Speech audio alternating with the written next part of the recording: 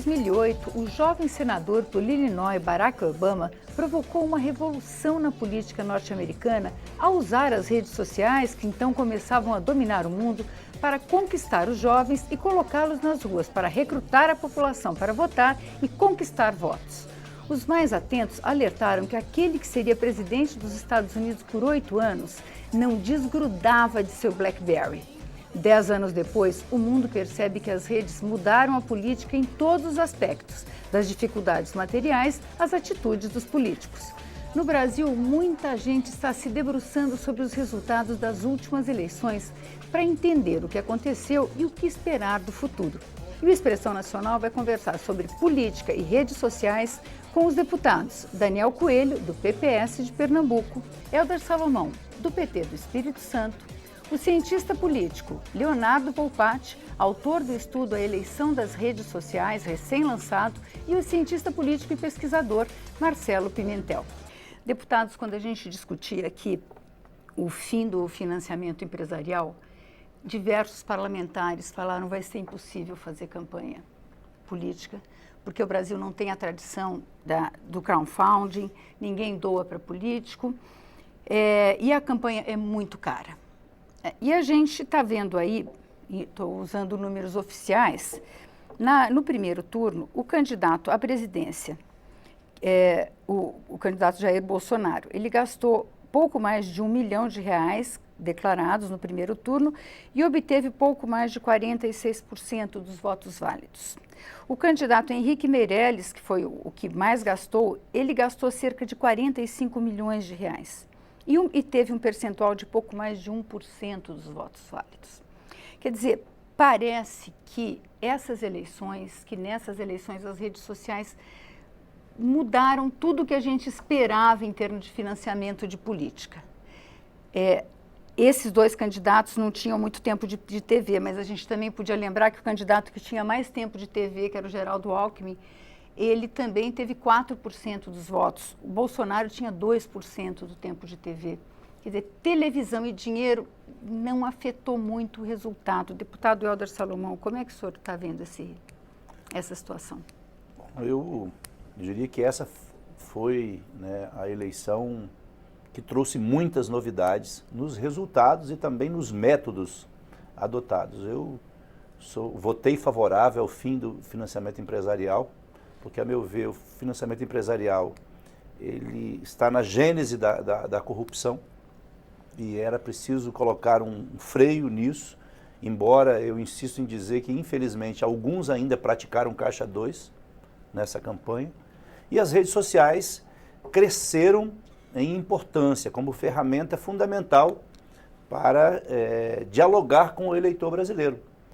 Eu diria que as redes sociais, elas revelaram uma força que até então não tinha sido verificado nos processos eleitorais, mas é preciso a gente ponderar e ter cautela nas análises, porque é claro que o presidente eleito não gastou só R$1 milhão em sua campanha no primeiro turno.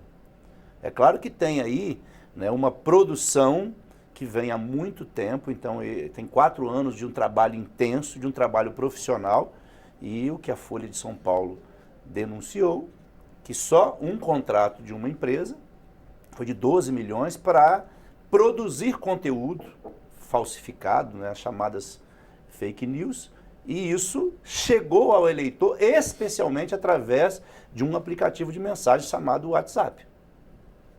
Porque o Facebook tem um papel importante, o Twitter, o Instagram, como redes sociais fortes que chegam até os cidadãos, mas é preciso a gente considerar que o papel do WhatsApp, esse aplicativo de mensagem, foi fundamental para, inclusive, alterar o resultado das eleições.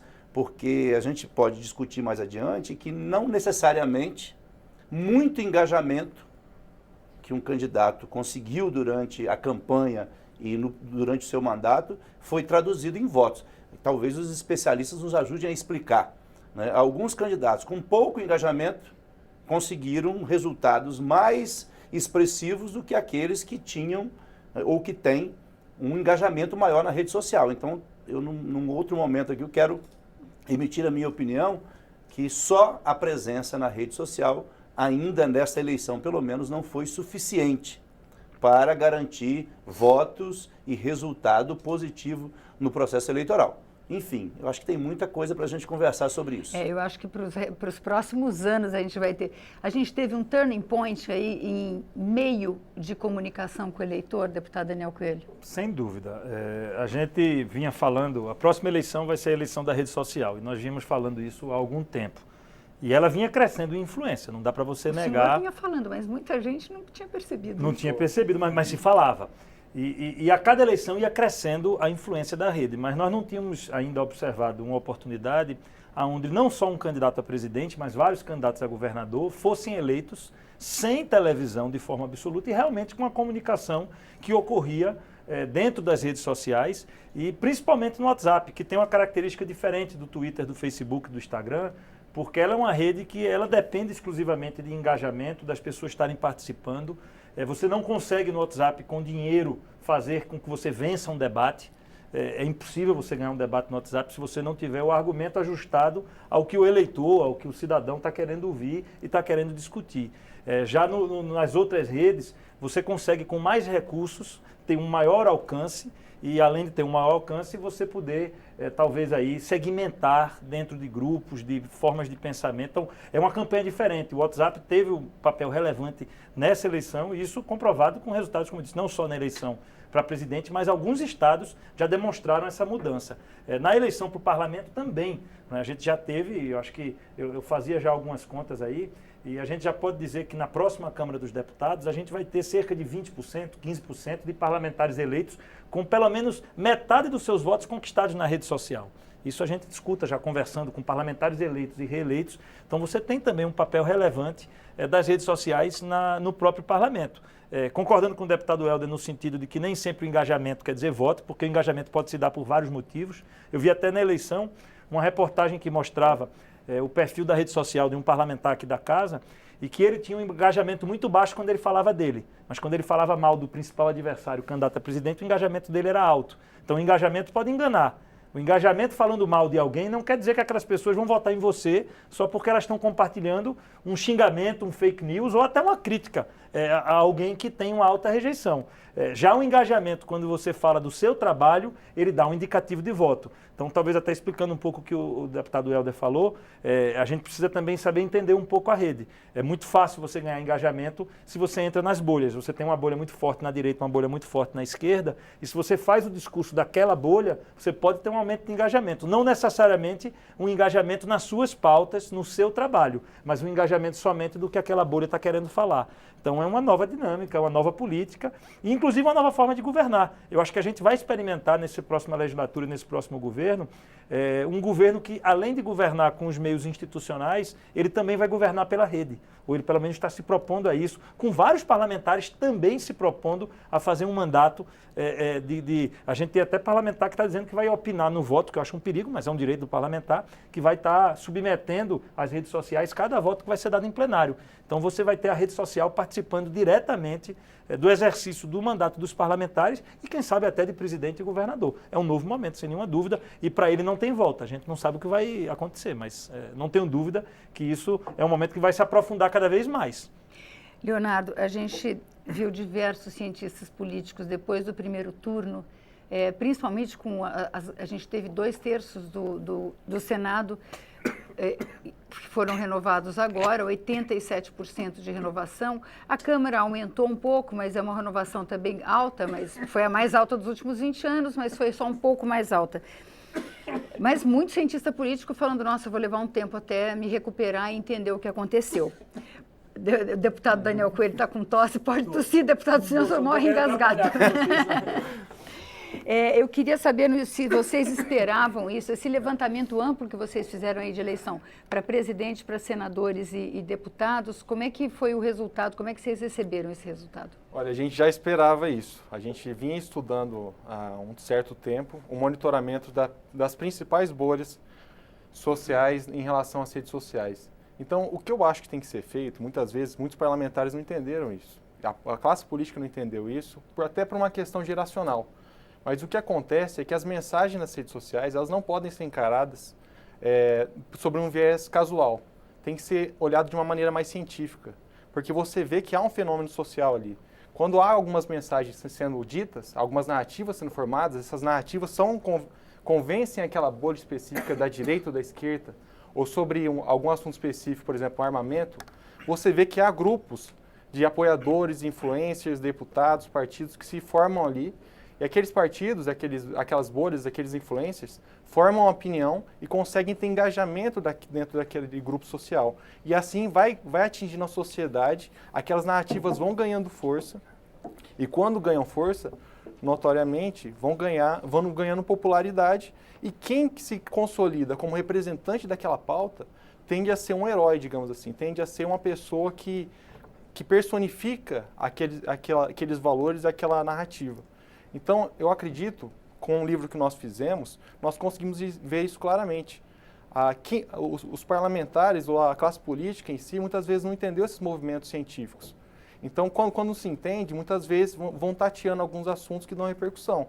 Mas a verdade é que você tem que entrar numa bolha daquela, você tem que ganhar notoriedade daquela bolha para você conseguir converter aquilo em voto, em dividendo político, em apoio a pautas parlamentares. E esse é um processo que leva tempo. Não é um processo que você faz do dia para a noite.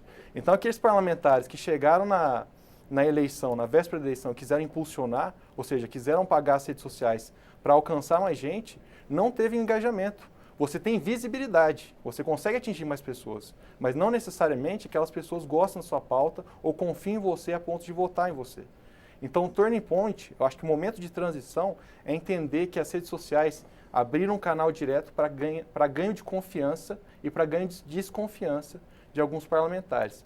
Quem conseguir conquistar esses grupos específicos e ter a confiança deles e ter a lealdade deles, explicar o porquê está votando nas coisas, vão conseguir realmente ter campanhas mais baratas e conseguir dividendos políticos para suas pautas. Marcelo, como é que você vê essa questão das eleições? Quer dizer, pelo que o Leonardo falou, também tem uma questão aí do parlamentar procurar os assuntos, mas o parlamentar tem uma pauta que ele quer propor à sociedade também, né? Você acha como é que você viu essa mensagem chegar? Bem, eu discordo de alguns temas centrais nas colocações que foram feitas, né?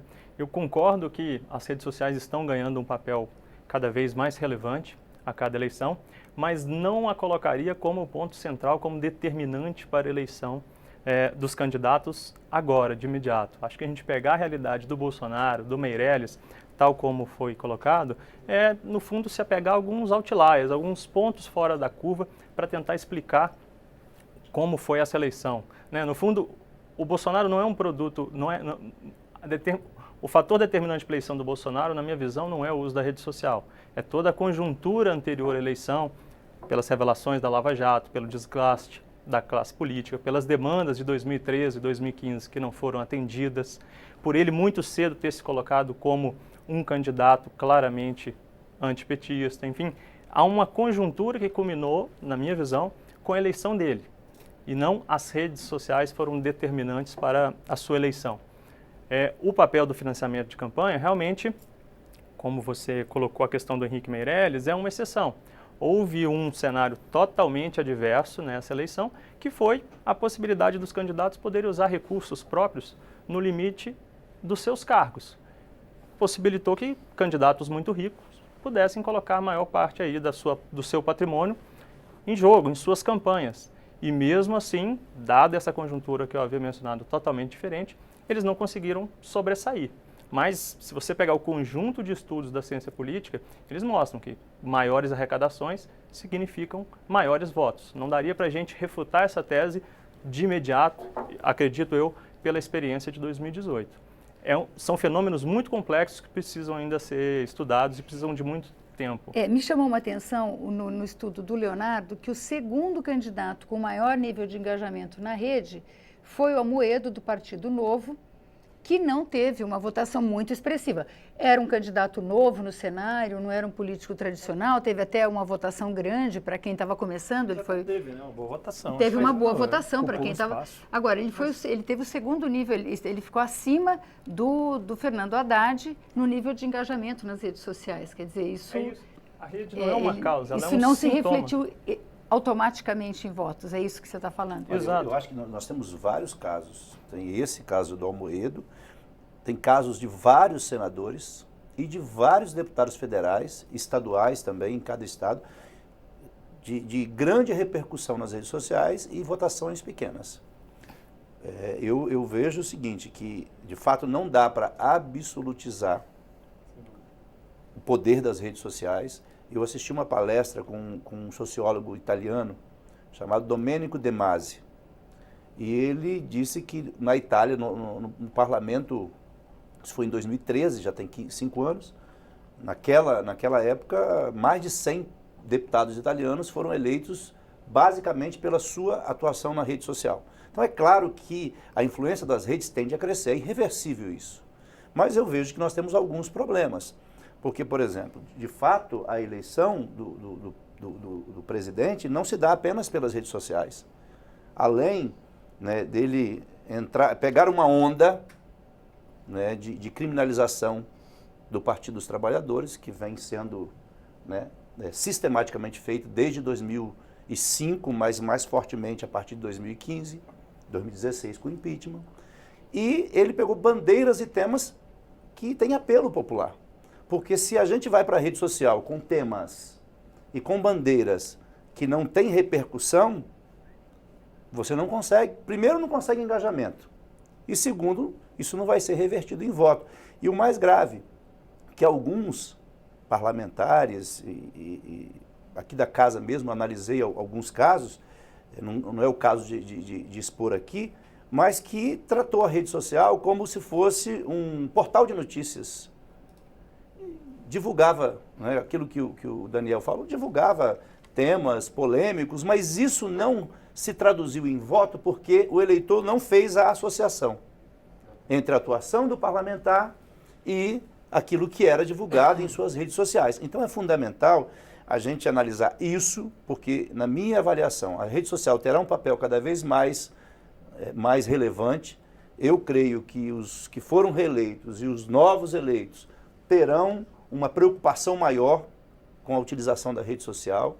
Eu tenho feito isso de forma artesanal, nós não podemos desconsiderar que tem aí uma indústria hoje, né, montada. Ficou provado que vários endereços utilizados na campanha do presidente eleito tinham endereços fora do país, portanto não é nada espontâneo, tem muito dinheiro nos bastidores, tem robôs atuando, muitos políticos usam robôs para poder curtir as suas páginas, para impulsionar, para gerar engajamento. E o que dá voto, na verdade, é uma combinação de fatores.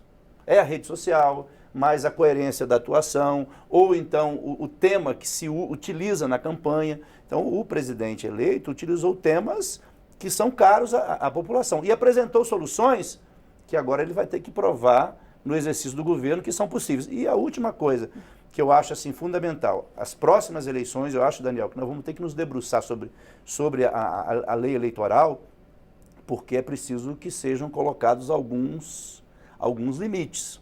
Por exemplo, eu sou contra essa possibilidade do autofinanciamento ser no valor total do teto de gasto da campanha.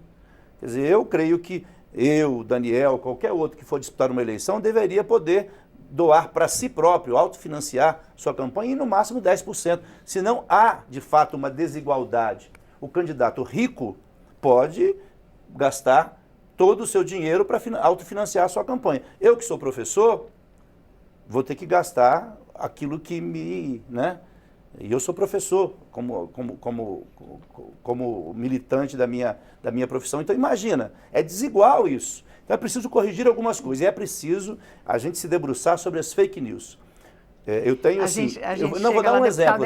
Mas vou dar um exemplo. Só para a gente ter tempo nos de últimos todo mundo 15 dias, Nos últimos 15 dias tinha uma pesquisa na minha cidade, que não foi feita por nós, mas que foi feita.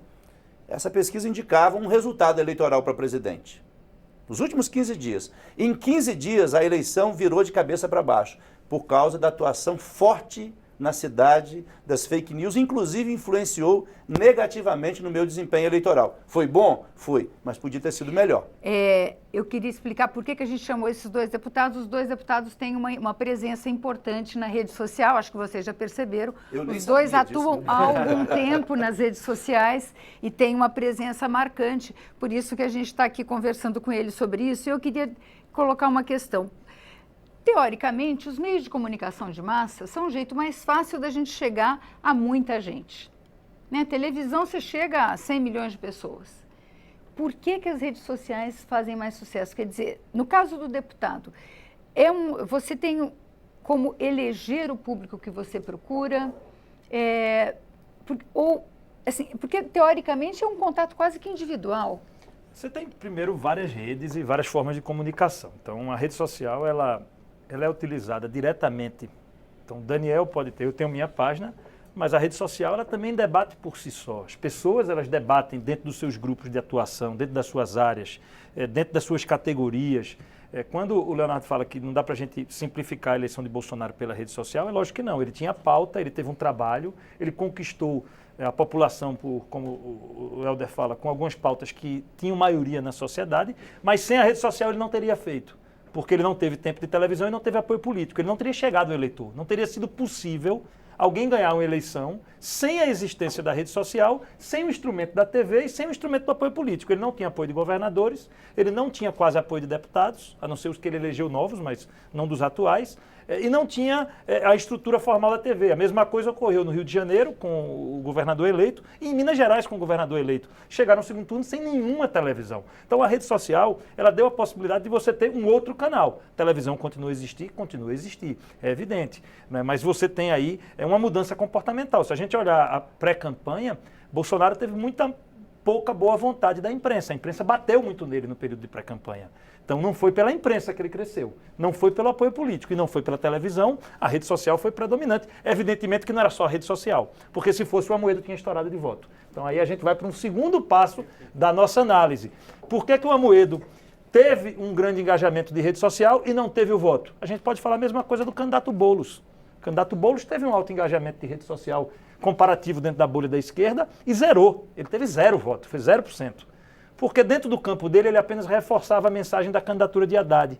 E Amoedo, num certo momento do processo eleitoral, ele passou a reforçar a campanha de Bolsonaro, quer dizer, ele perdeu o sentido da sua candidatura. Se o sentido era uma pauta mais liberal de combate ao PT, Bolsonaro ocupou o espaço.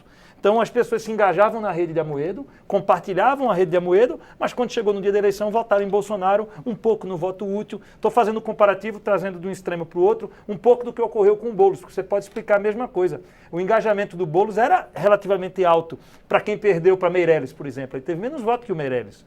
E Meirelles, mesmo gastando os 40 milhões, não tinha engajamento nenhum na rede social. Então, aí é que você começa a ver essa coisa do comportamento das bolhas, que eu acho que esse é um debate interessante da gente fazer, e é onde eu acho que a rede social pode prejudicar a sociedade.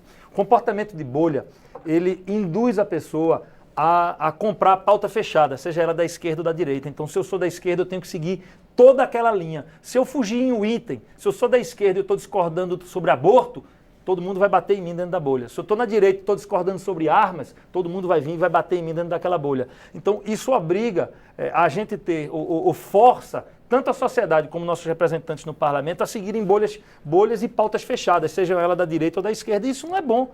Porque é evidente que você observar o que é a pauta de uma bolha ou da outra, que você vai ter erros nas duas. Ninguém está 100% certo aqui, nem ninguém vai estar 100% certo ali. A gente perde e tem a dificuldade no espaço para ponderação, para poder olhar e dizer, não, mas espera aí, você pode estar na direita ou pode estar na esquerda e pode ter uma opinião divergente. E eu acho que isso vai ficando cada vez mais difícil, você poder fugir nesse ambiente de rede social daquela pauta fechada que está comprada, seja por um extremo, seja pelo outro. Inclusive o resultado da eleição, não só a eleição do presidente, que deu um segundo turno, né, com o PT e o PSL, mas quando você olha a composição do parlamento, você vê que aquelas candidaturas mais ao centro e mais moderadas, tanto na eleição majoritária como na eleição para deputado, tiveram mais dificuldade, porque elas fugiam da lógica da bolha. Elas eram contraditórias, eram candidaturas que às vezes tinham posição à direita, às vezes tinham posição à esquerda. E neste momento, com essa nova conjuntura de rede social, há uma dificuldade muito grande de você se posicionar nesse campo moderado. Isso pode se refletir aqui no parlamento? Isso já tá feito no parlamento. A gente vai ter um parlamento com uma quantidade maior de parlamentares que estão comprando a pauta fechada da bolha da direita e aqueles que estão comprando a pauta fechada da bolha da esquerda. Aqueles que estão no centro, centro-esquerda, centro-direita ou centro, eles vão ser pressionados pelas bolhas.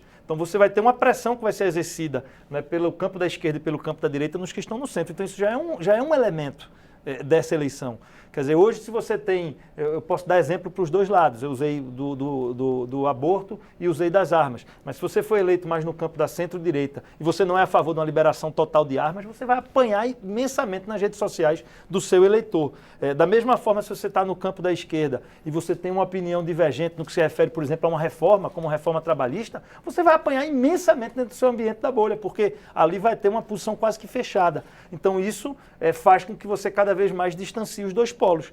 Você percebe isso na eleição americana. Você teve Sanders, que era um perfil bem mais à esquerda do que a média do Partido Democrata, crescendo muito dentro do ambiente democrata, e Trump, que derrotou à direita o próprio Partido Republicano. Você vê que nos Estados Unidos houve uma separação também. Mesmo em dois partidos consolidados, os extremos cresceram e o meio moderado foi tendo dificuldade. Então isso é um novo problema como sociedade que a gente vai ter que enfrentar. Porque é evidente que se você comprar pautas fechadas, seja de uma bolha ou da outra, você vai estar comprando também coisas certas e coisas erradas, independente de sua posição ideológica. Bom, para todo mundo ter tempo de falar um pouquinho melhor, a gente vai fazer um pequeno intervalo e volta com os nossos especialistas. Até daqui a pouco.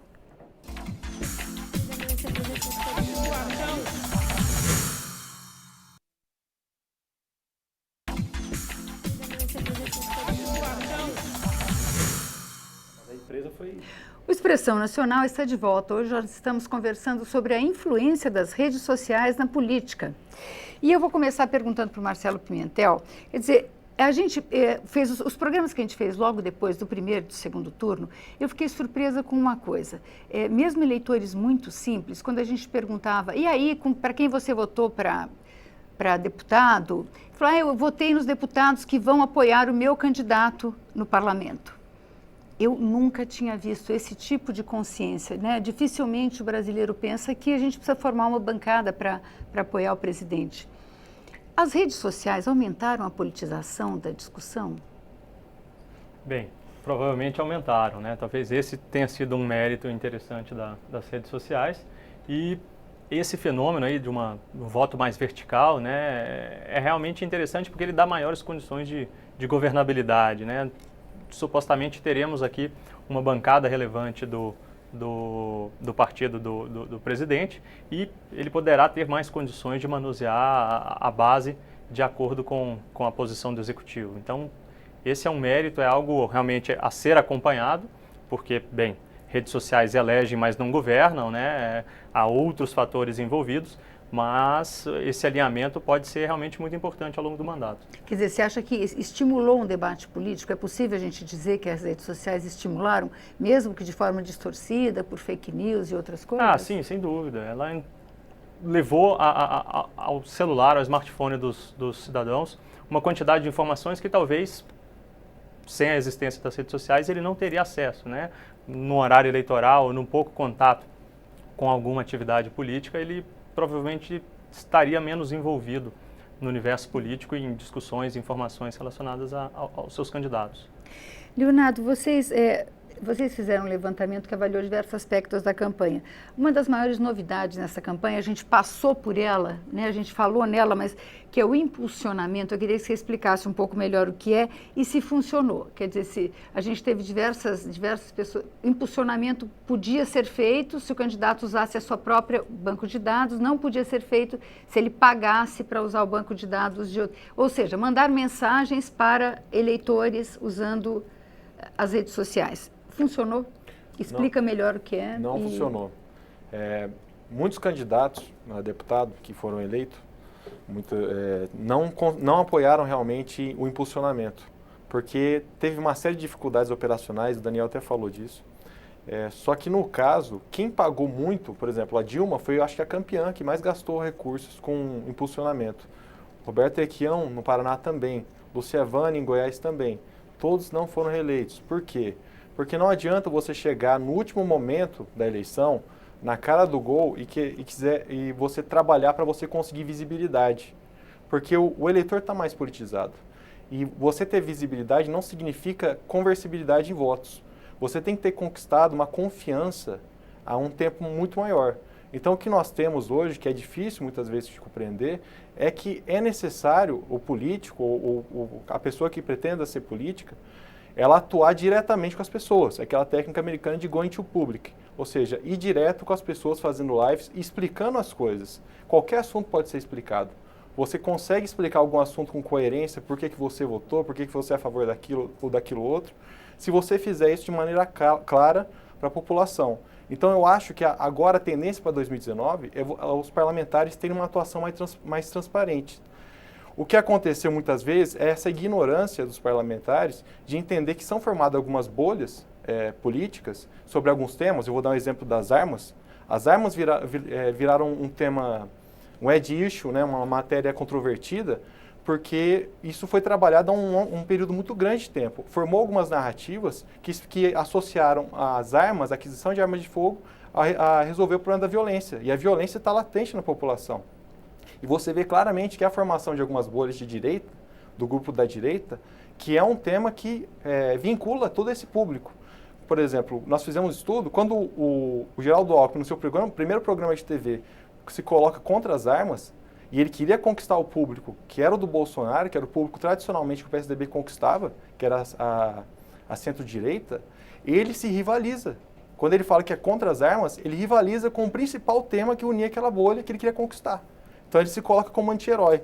Então o discurso dele, por incrível que pareça, começa a se aproximar mais da esquerda, que também é contrária às armas.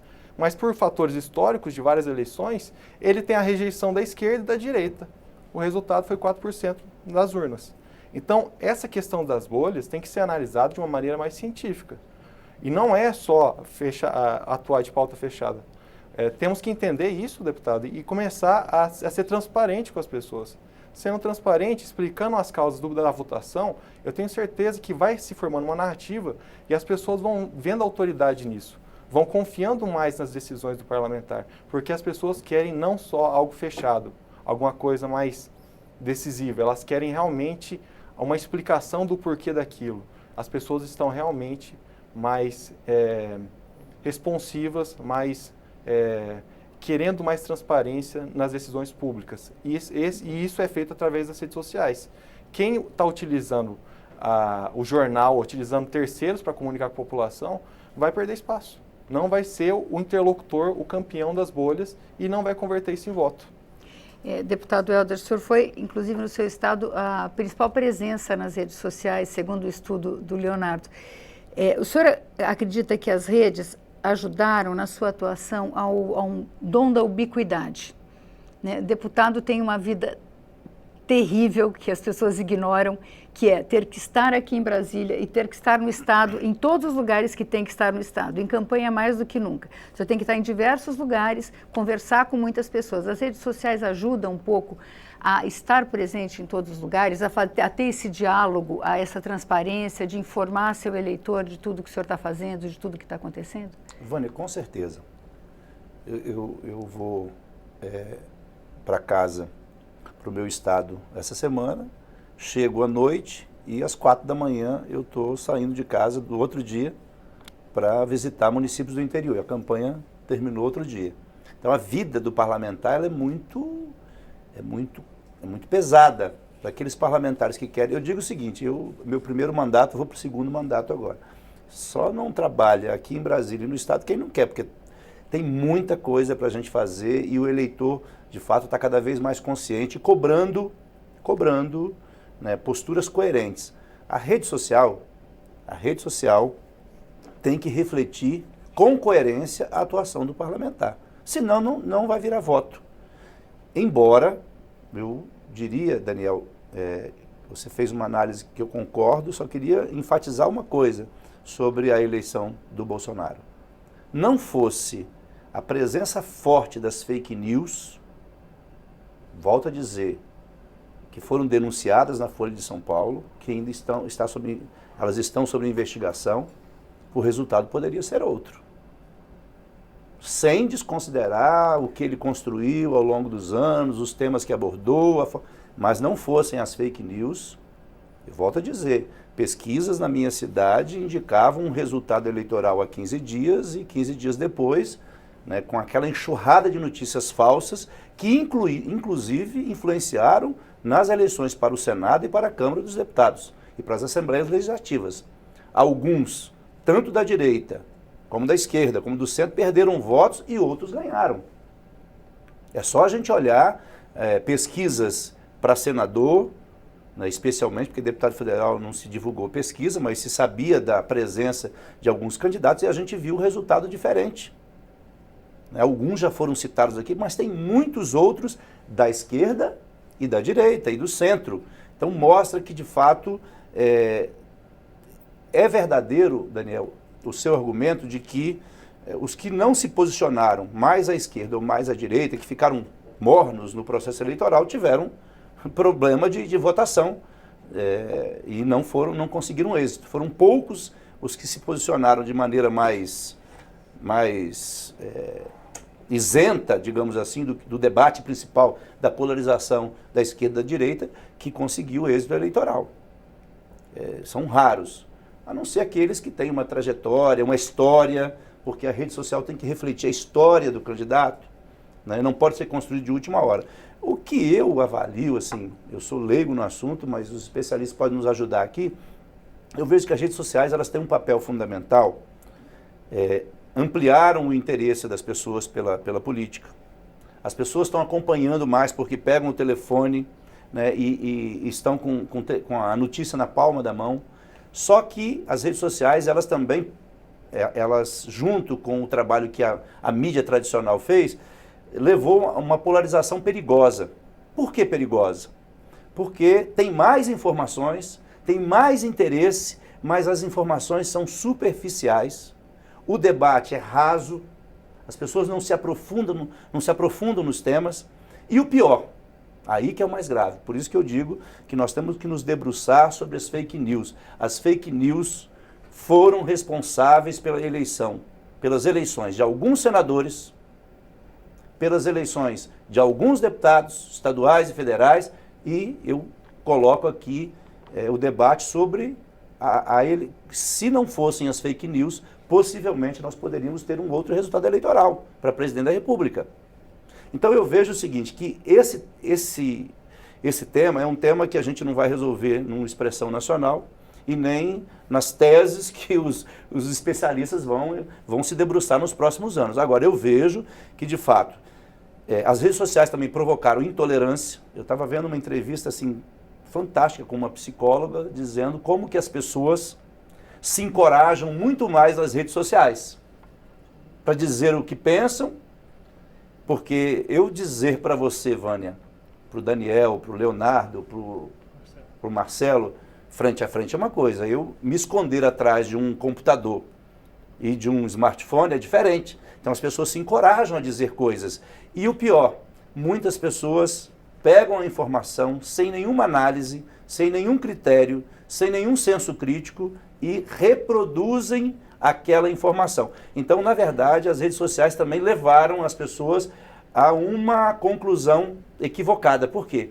Eu recebo a informação, não procuro saber a fonte, não quero saber quem mandou. Se interessa o meu pensamento político, se interessa a bolha da qual eu faço parte, eu reproduzo para toda a minha lista de transmissão. Então, assim, a gente precisa ponderar, porque, de fato, nós estamos diante de um fenômeno que vai crescer e quem não acompanhar esse fenômeno vai ser atropelado, com certeza, mas também quem achar que tudo isso se resolve, que a rede social trouxe mais democracia, trouxe sim, das informações, mas não na profundidade do debate. Deputado Daniel, eu queria saber se as redes sociais mudaram ou afetam a sua forma de atuar e como é que o senhor vê essa questão das fake news? Não, eu já sou fruto das redes sociais, na verdade. Pois é, porque o senhor é muito jovem, isso não tem nem como ser afetado. Na verdade, eu acho que eu já sou deputado federal por 2 vezes por conta das redes sociais. Já é um processo inverso. Eu não tenho apoio formal político, então eu não construí a eleição no modelo tradicional. Minha eleição já foi construída através das redes sociais, com tempo restrito de televisão nessa eleição. Evidentemente, calçado numa história anterior, desde o tempo que fui vereador, mas sem nenhuma dúvida com as redes sociais como o principal instrumento eleitoral. As fake news não são novas. Eu acho que o PT hoje está tendo uma dificuldade, né, com respeito ao argumento do deputado Helder, porque o PT sempre fez muita fake news e agora encontrou um adversário que também o faz. Então você teve um embate duro no ambiente das redes sociais, mas eu disputei a eleição em 2012 para prefeito de Recife e corria-se na cidade inteira nas redes sociais de que se eu ganhasse a eleição, o Bolsa Família ia acabar. Então você tinha ali um embate de fake news feito pelo PT.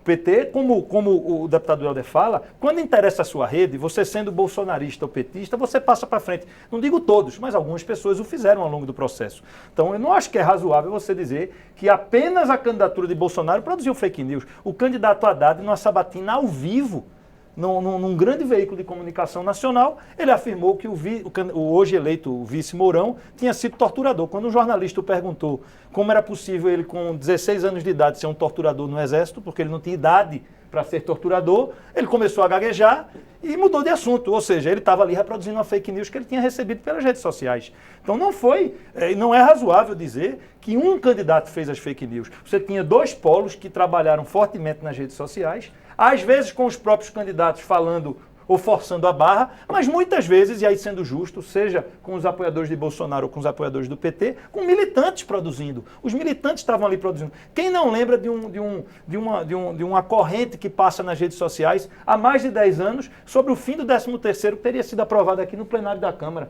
Tem até uma lista com deputados que hoje a maioria estão até falecidos. Quase nenhum deles faz mais parte do parlamento, mas isso continua a aparecer, né? E com parlamentares do PFL, que acabou, do PSDB e de alguns partidos que se opunham ao PT. Isso circula até hoje dentro dos grupos de WhatsApp. De vez em quando eu recebo. É verdade que acabou o 13º? Não, não é verdade que acabou o 13º. Então você continua a ter esse processo.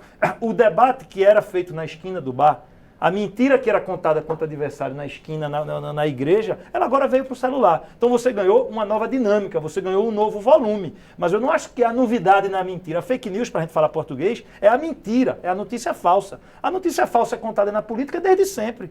Desde sempre que os embates eles são feitos com muita mentira e com algumas verdades. Só que agora isso é potencializado e não há força humana para controlar as pessoas a multiplicarem isso. As pessoas fazem a montagem imediatamente. O fato ocorre agora, daqui a meia hora tem milhares de militantes, sejam eles da esquerda ou da direita, produzindo as suas versões, os seus memes, as suas brincadeiras, passando aquilo à frente e muita gente, né, eu acho que isso é que é preocupante, como o Helder diz, eu acho que isso nós todos, independente, direita, centro, esquerda, jornalistas, nós todos temos que trabalhar para que as pessoas procurem passar para frente aquilo que é verdadeiro.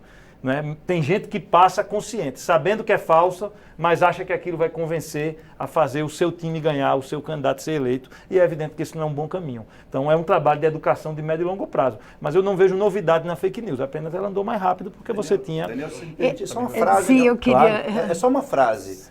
Eu acho que há uma diferença entre os militantes fazerem a sua versão, e fazem mesmo, de todos os lados.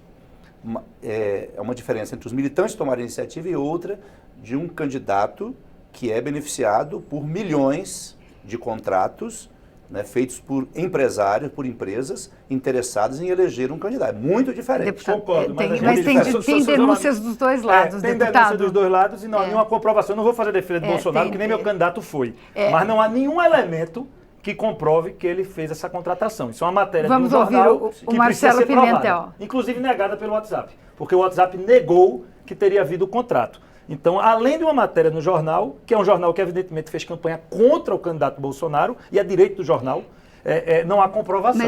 Sem querer aqui ser advogado, isso não foi o meu candidato, mas as eleições presidenciais estão encerradas e a gente vai ouvir o Marcelo Pimentel sobre a questão dos fake news. Das fake news, ela nos traz a um ponto central do debate, na minha visão, que é o TSE tem condições de fiscalizar esse tipo de prática? Ele tem condição de fiscalizar as contas eleitorais, por exemplo, tal, como as regras estão colocadas hoje? Bem, para mim fundamental é fiscalização e transparência. E parece que nós não estamos em condições adequadas para um amadurecimento do debate nesses dois pontos, nesses dois pilares. Acho que nós regredimos da legislação anterior de financiamento de campanha para um modelo hoje que é um pouco irreal. Acho que falta transparência, por mais que ainda sejamos modelo no mundo. E nessa questão de fake news, não há condições de fiscalização sobre essa prática. Então, esse para mim é um ponto fundamental da discussão. Como podemos inibir essa prática, dado que fiscalizá-la, puni-la é realmente muito difícil, é uma tarefa complexa. A questão da fiscalização do financiamento da campanha, por que você acha que a gente regrediu? Em que medida a gente perdeu o controle? Porque antes... Eu acho que com as revelações da Lava Jato, nós demos uma guinada na legislação para um cenário hoje que é irreal. Não dá para negar que, bem, empresas são atores políticos e participarão do jogo. Há estudos que mostram que um problema grave do modelo anterior era, por exemplo, a concentração das doações. Você tinha, em 2014, 10 grupos econômicos que doaram 28% de todos os recursos da eleição, enquanto os outros 72% foram de doações de 16 mil grupos.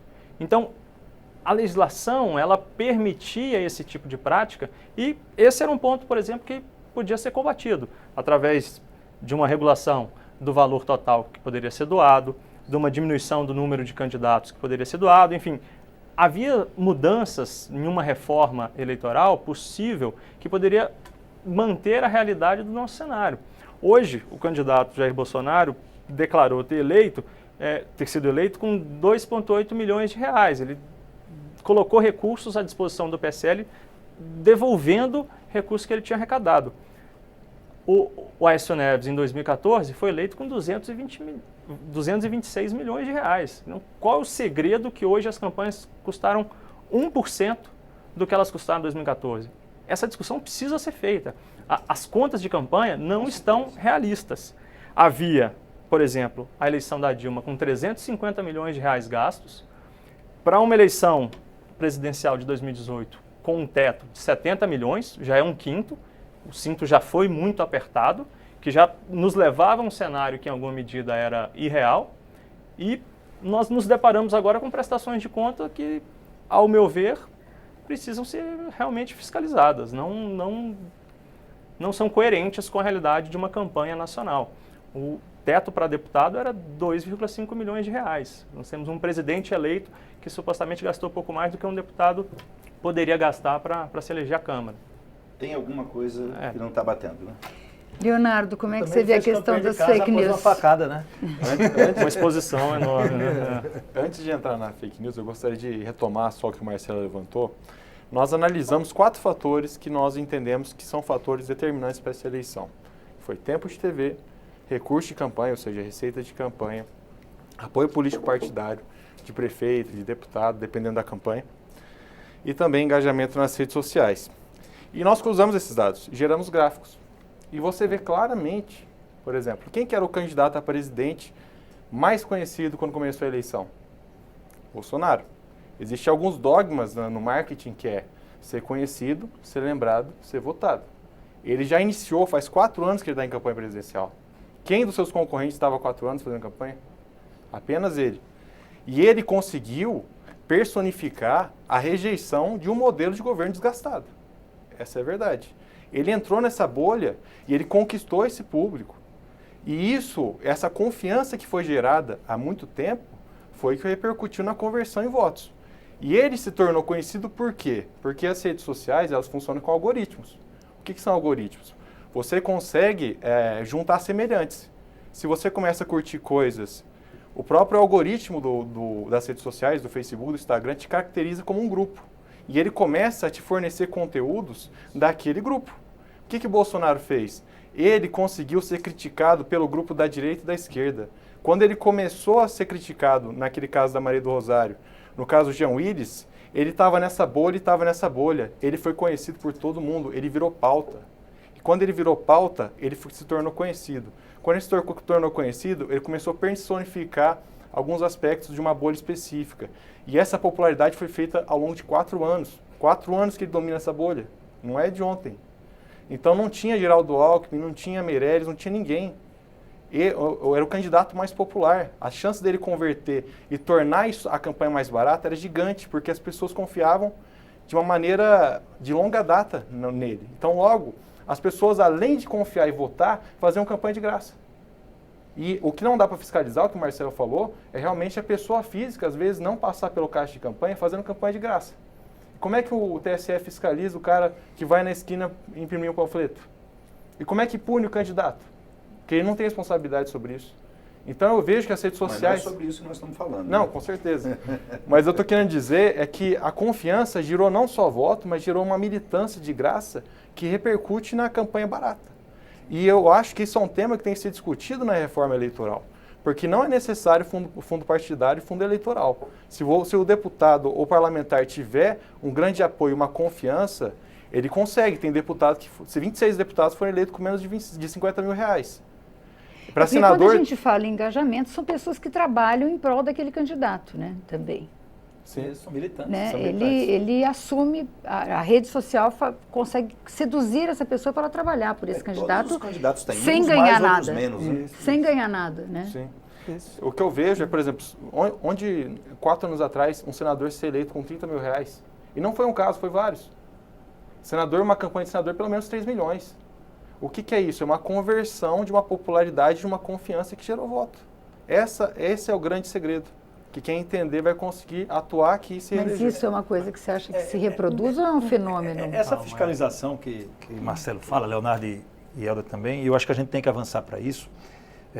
O principal instrumento que você tem de fiscalização, e aí a gente precisa de um maior aparato, é o visual. Campanha de Bolsonaro, eu não sei se custou 2 milhões, agora a gente via a espontaneidade, ou seja, tinha militância espontânea na rua, tinha gente indo lá e pagando e fazendo adesivo, tanto é que os adesivos eram cada um diferentes uns dos outros, não tinha adesivo igual, porque cada um fazia 500, 1000 adesivos, ia pagando e ia fazendo. Então você tinha um grau de espontaneidade. Afirmar que todas as contas estão corretas, quem tem que fazer não sou eu, é o TRE. Agora, evidentemente, a gente observa, e eu posso falar do meu estado sem citar nome, porque eu acho que não seria ético sem o parlamentar aqui para se defender, candidatos que declararam valores baixos na sua eleição, e tinham campanhas gigantescas na rua. E você via que não era espontâneo. Porque era gente segurando bandeira, e você via que aquilo era pago. Você tinha um comitê gigante, sem aquilo estar declarado. Então, aí havia uma presença grande de caixa 2. Então, um primeiro caminho, talvez, para a gente fiscalizar, é você, inclusive, fazer essa percepção. Que tipo de campanha foi gerada, que tipo de campanha foi feita, e que tipo de visual foi colocado. Porque não tem milagre. O militante espontâneo, ele realmente é um capítulo à parte. Mas uma bandeira, você tem um preço mínimo e um preço máximo. Você tem ideia de quanto custa uma bandeira. Você tem ideia de quanto custa, né, o aluguel de um terreno para poder fazer um evento. Ou seja, existem coisas que são mensuráveis. E eu acho que a gente teve ainda no parlamento, principalmente, tanto Senado como Câmara, candidatos que declararam muito pouco, mas quem é dos estados desses candidatos percebem que a campanha não era pequena, que você tinha uma campanha grande e estruturada. Não era uma coisa, vamos dizer, espontânea, né? Havia ali um profissionalismo. Não, sem dúvida. É por isso que as contas não batem, como o Marcelo falou aqui. E eu diria assim que o ideal, eu votei inclusive num destaque que o Partido dos Trabalhadores apresentou durante o debate da reforma política em 2017, o ano anterior, para diminuir gastos de campanha. Embora o Marcelo diga que de fato houve já uma redução com o estabelecimento dos tetos, eu defendo que esses tetos sejam ainda menores. O Marcelo disse que já são muito apertados. Não, mas por quê? Porque para mim, quanto mais dinheiro na campanha, menos verdadeiro é o resultado. Porque quanto mais se gasta, quanto mais a influência do dinheiro, do poder econômico, menos real é o resultado. A democracia se fragiliza. Eu sei que nós temos experiências pelo mundo, se a gente fosse analisar aqui cada país, como acontece isso nos Estados Unidos, né, como é que é o modelo de financiamento na Europa, a gente vai encontrar várias possibilidades. Agora, uma coisa é verdade, né? O candidato que usa muito dinheiro numa campanha, ele pode ter sim questionado o seu resultado eleitoral. Por quê? Porque se é verdade que o dinheiro não resolve tudo, não resolve mesmo. Porque também o candidato pode não usar bem o recurso que tem. Essa discussão acho que vai ter que ficar para outro dia, deputado. Não, pois é. Mas enfim, mas de qualquer forma... Porque a gente está terminando o tempo, nosso tempo está terminando. E de qualquer forma eu acho que a gente precisa se debruçar sobre esse resultado e se nós tivermos condição de avançar aqui para fiscalizar melhor, ter menos dinheiro nas campanhas e campanhas mais transparentes. E as redes sociais serão fundamentais daqui para frente e nós vamos ter que nos adaptar. Todos nós vamos ter que nos reinventar na política. Bom, o deputado Daniel Coelho já está nessa linha, né? Esse deputado foi eleito por rede social, né? Não só, mas nasceu mas da é um rede social instrumento também, de né? divulgação, sem dúvida. Muito obrigado, deputados, muito obrigado aos nossos especialistas. O Expressão Nacional termina aqui. Você pode rever este e outros programas na nossa página, câmara.leg.br ou pelo YouTube. Obrigado pela audiência e até a próxima.